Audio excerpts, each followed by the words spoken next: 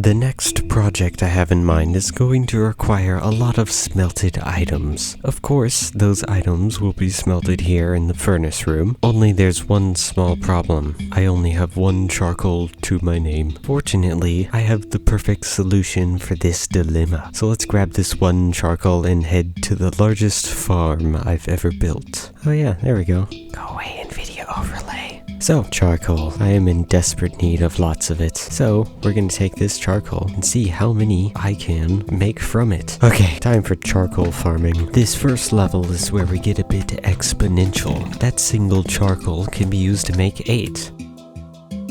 And those 8 can be used to make 64, and that stack is enough to smelt an entire level's worth of logs. Thus concludes the exponential portion of this process. Fortunately, I brought some ladders, because, well, ladders have changed since the last time I'd been here.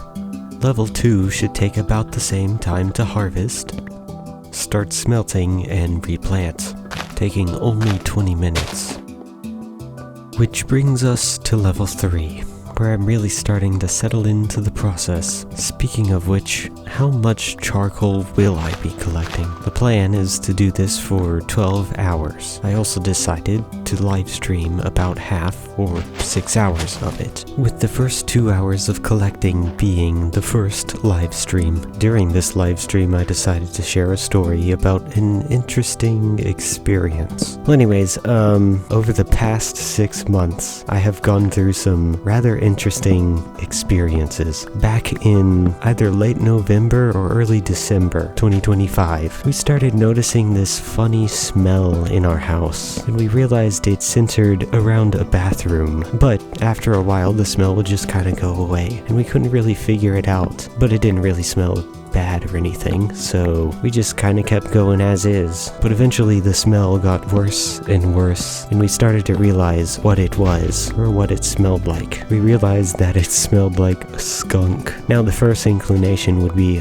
maybe a skunk got under the house. That's not really possible. All the places where a skunk could get in are very much well sealed off. So we just kept going, and eventually we realized, wait a second. This smell only happens anytime that we turn the water on. That's an issue. And slowly over the next few days, it started to get like really noticeably bad. So I live out in the middle of nowhere, and a consequence of that is that we get our water from a well. One day this is like maybe a month or so before we started noticing the smell. We noticed that the well house, the little tiny building that's on top of our well, the door was just open for some reason. It turns out something definitely got in. It had stayed open long enough for a skunk to decide, hey, I wonder if I can turn this little well house into my house, which usually wouldn't be an issue because we have a well cover over the top of the well, as all modern wells do. The only problem is this well cover has a 5-inch hole in it, and even with the 1-inch water pipe coming out of it, there's still a good 4 inches worth of gap, big enough for a skunk to get in. Poor little critter decided to try and find a place down in the well, fell in, and unfortunately passed away. Several weeks later, when we noticed the smell and realized that it was a skunk, yeah, it was bad.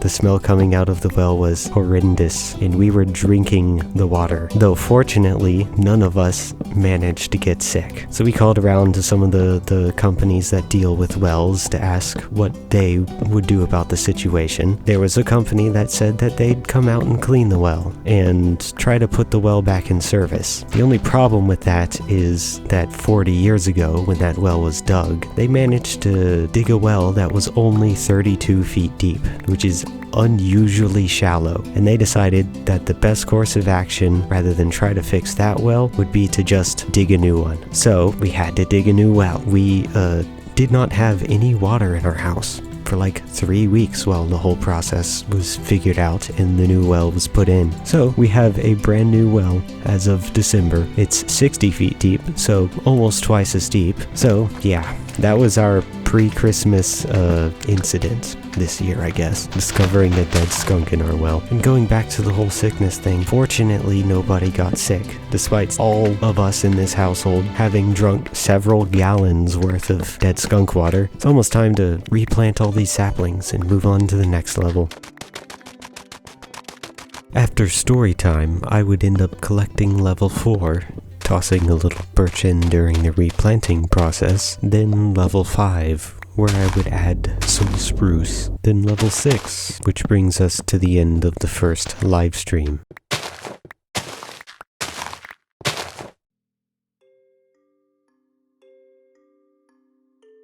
The following day. Time to move on.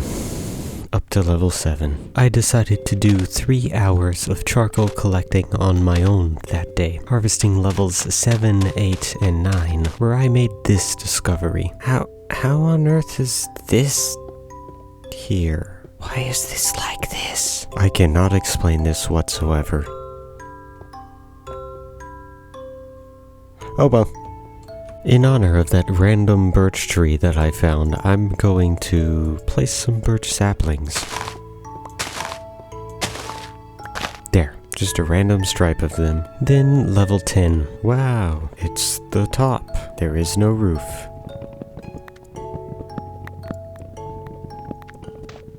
And we might as well add some spruce to the top level.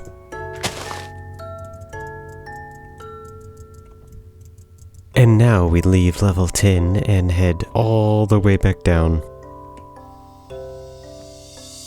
Bam! That was not what I expected. Oh no.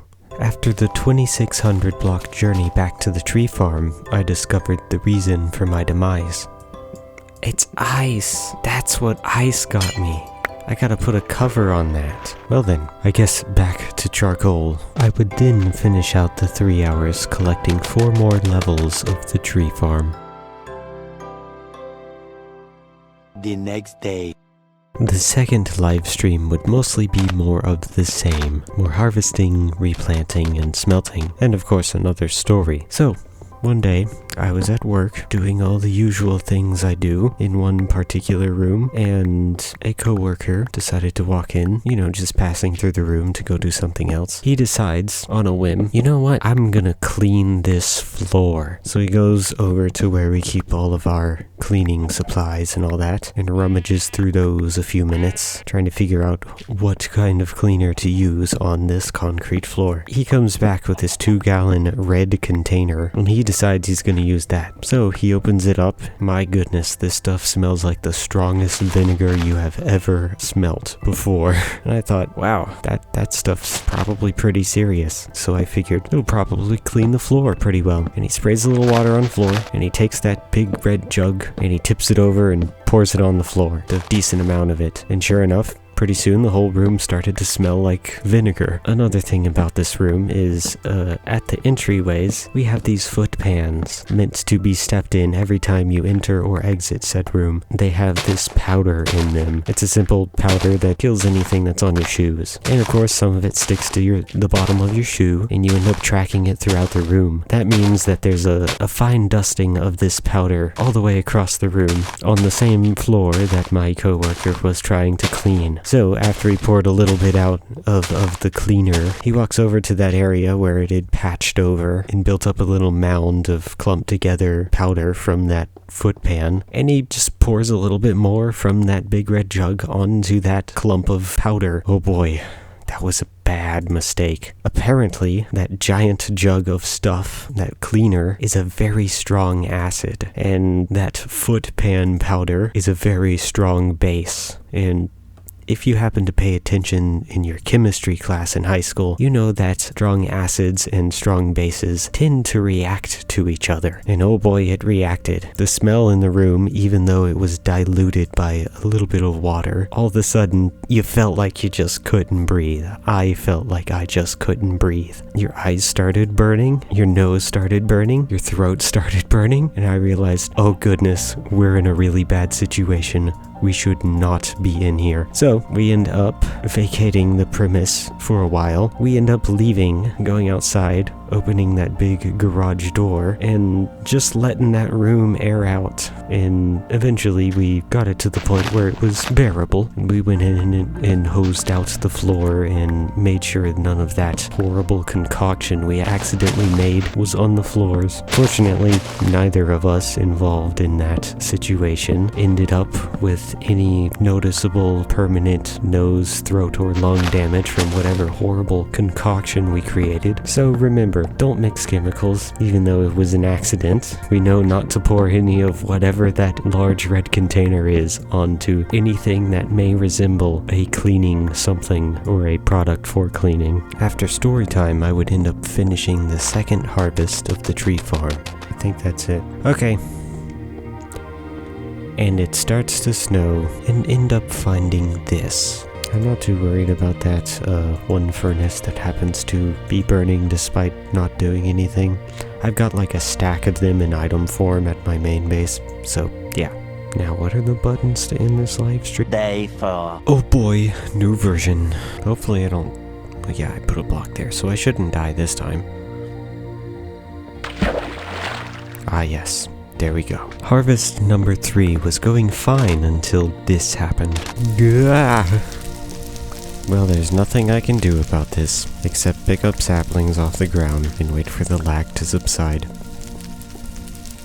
What even caused this fire? Well, I get to move on to the next level. Did level 3 catch fire? Well, I guess these trees caught fire too. Yeah, because all the trees that had grown caught fire. Okay, guess we'll check on level 2.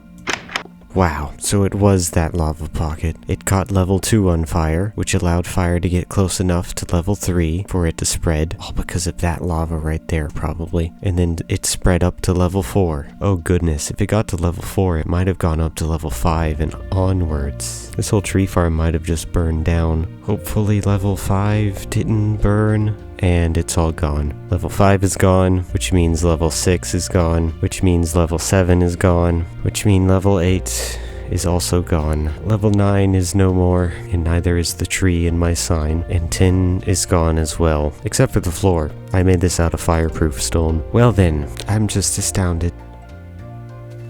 Oh goodness. Okay, good. Well, at least level 1 survived. After replanting 9 levels, I continued making charcoal.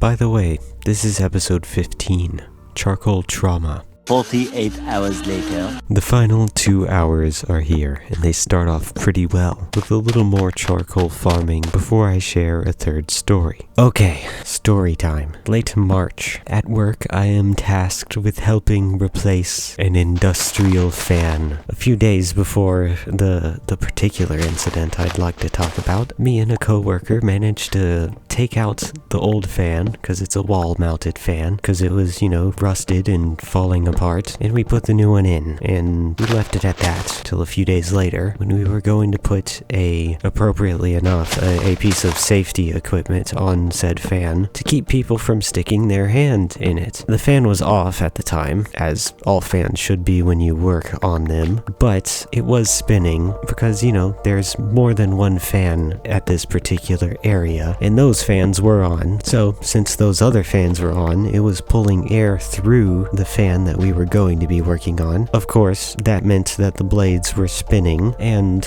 so me in my infinite wisdom, without there being any safety guard on the fan, thought, hey, maybe I can stop these blades, even though because the fan isn't on, and mind you, this is a pretty big fan. So I take my left hand and I put it up on the hub of the fan, the little center part where the blades spin around, and press on it a little to try to get the blades to stop, and it didn't work. So I was like, what to do now? What I should have done was just quit messing around like that at all, but no, I thought maybe if I just press a little harder, then these blades would slow down. Well, I tried that, and it turns out that doesn't work. My hand ended up slipping a little bit further towards the outside of the hub, close to where the actual fan blades begin, and the next thing I feel is like a very, very hard slap against my hand. And of course, once that happens, I immediately yank my hand out of the way, and I look down and around, and, well, everything seems okay. Well, then I look a little closer at my hand, only to realize things were very much not okay. On the pinky side of my hand, down close to my wrist, there was, shall we say, a gap. Apparently, in the process of my hand either getting hit or me yanking my hand away from said fan, it decided to grab on a little and pull on me, and it ripped a little hole in my hand. The total length of it is about an inch. It wasn't like just a minor little cut or anything on the surface of my skin. It was, oh boy. Well, anyways, I looked down at my hand a second time, realizing that I was in fact injured by this thing. This industrial fan. I realized that, well, the little rip in the side of my hand went all the way through my skin. I wiggled my fingers to see if they still all worked, and fortunately, they still all did, and it didn't feel like any of the bones in my hand were broken. Of course, that's a serious enough wound to require somebody with a little bit of expertise to put back together. So, I got to take a ride to the local urgent care, sat in the waiting room for 5-10 minutes maybe, not in a ton of pain, because honestly, it didn't really hurt all that much. It hurt, but not in an unbearable manner. Anyways, we go to an examination room. Somebody comes in, and they decide that the best course of action is to stitch it up. So they clean it up, they put iodine on it, and that burned. And they decided that I should probably have a shot put into my hand to numb the area while they do all the little stitching. They do that. They give me a lidocaine. Lidocaine shots into an injury are not very comfortable. So they stitched me up. They put 4 stitches in the side of my hand. Of course, the next day, that evening, the second night, by that point my hand had started swelling a bunch. My usually thin and kind of spindly fingers were very swollen on my left hand. I decide I'm just gonna go to sleep. I'd managed to find a position with my arm that was comfortable the night before, so I tried that again, and it worked for a while, and I somehow managed to get to sleep. About 40 minutes later, I wake up and my hand is in pain. Then I decide to get up and, I don't know, watch some YouTube, because I definitely couldn't sleep anyways. And I sat up for a while, and I realized, hey, wait, my hand kind of quit hurting. Maybe I can go back to sleep now. So I go back to sleep again, and about 40 minutes later, I wake back up, and my hand is in pain again, and I repeat the process of sleeping for a little bit, waking up, and then sitting upright for long enough for the pain to go away. And I do that about 4 or 5 more times. I don't know. I can't remember. But it seemed like every day after that, things kept getting better and better and better. And fortunately, there were no real complication. And all I have to remind myself of that injury is a scar. Along this whole process of getting injured and healing, I'm very thankful that things didn't go so much worse. I'm just glad that this situation, injuring my hand, and the other 2 situations that I talked about in the previous 2 live streams, ultimately didn't result in anything majorly detrimental. Over the past 6 months, anytime something like that happens and doesn't end up resulting in any major detriment, I simply thank God that things happened the way that they did. But yeah, I guess if you take anything away from these bad incidents that I've been involved in over the past 6 months, be thankful for things turning out better or turning out okay in bad situations. And if you're a Christian, thank God for that. I guess that's about all the storytelling I have for today. In the final few minutes, I managed to finish level 9, and with the 12 hours of collecting charcoal complete, I start moving all the charcoal to level 7 to be transported to the main base.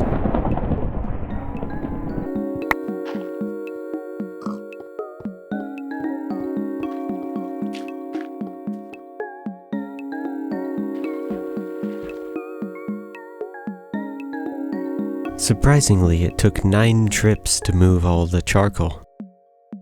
In 12 hours, I managed to turn that one charcoal into 14,356 charcoal, an impressive 1.4 million% increase in my charcoal supply. That's enough charcoal to smelt 114,848 items, which is way more than what I'll need for the next project. And hopefully this amount of charcoal should last at least a year, which leaves me with nothing left to do but to start that project.